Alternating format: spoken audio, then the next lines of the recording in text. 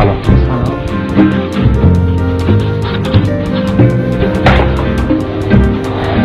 ببخشید من تشریف.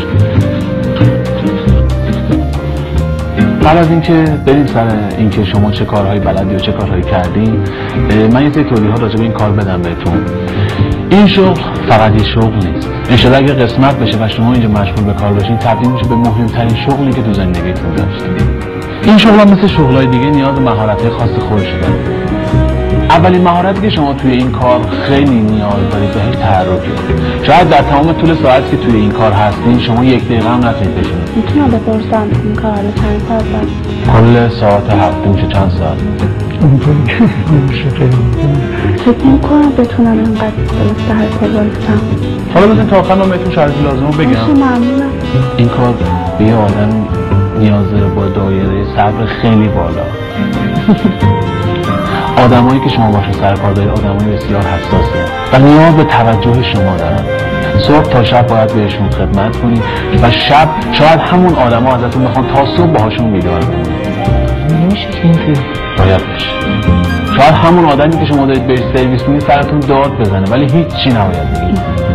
ما در واقع دنبال فردی هستیم که آشپزی، پزشکی، حسابداری، نمیدونم پرستاری، همه اینا رو از بر باشه. با این شرایط تو قایرتون نبود. خب دیگه برای همین خواستیم بیاد اینجا که اینا رو توضیح.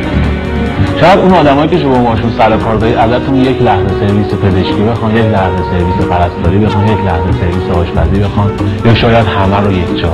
ببخشید مثل بیگاری کشیدن حسیت کردم. ببخشید البته نه خواهش می‌کنم میتونه بیگاری کشیدن هم باشه. هر اسمی که شما می‌خواید بذارید. شما باید بتونید توی محیط خیلی خیلی بی‌نظم کار کنید. همون محیط رو مرتبش بکنید و همون آدما دوباره اونجا رو کر کثیفش بکنن. و باز نباید خنبر رو بیارید و باید لبخند بزنید. شوخیه؟ نه جدی دارم میگم. ببینید یه سری تعطیلات هستن مثل تعطیلات عید و نوروز و بهار و تابستون و آخر هفته و شب یلدا. شما نه تنها این تعطیلات رو ندارید و نمیتونید برید، بلکه باید اینجا حضور داشته باشید و کارتون اینجا 2 برابر هم هست. حتی اگه بیمار باشم نمیتونم. حتی اگه بیمار باشید هم باید کار کنید. میریم سراغ دستمزد.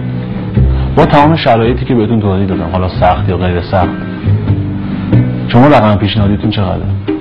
من بالای 7-8 میلیون باشه اینجوری که میگی. با این توضیحات خب فکر کنم باید رقم بالایی داشته باشه.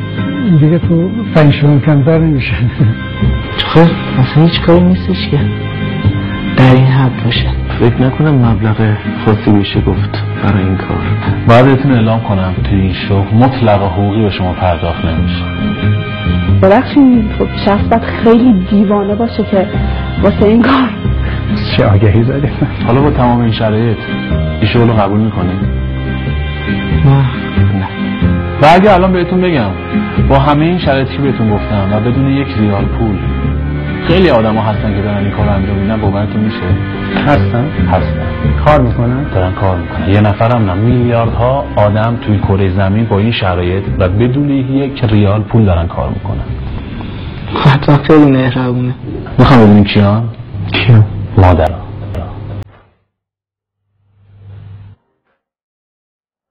خدا کنه درک کنن بچه ها.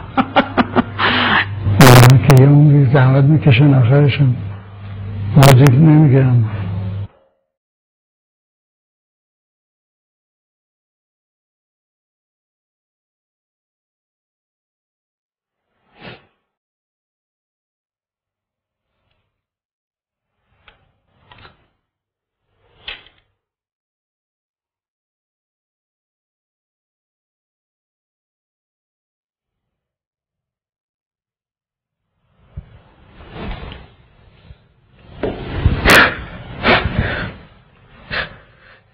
از اینکه من پسرشم شاید رو سفیدش نکردم.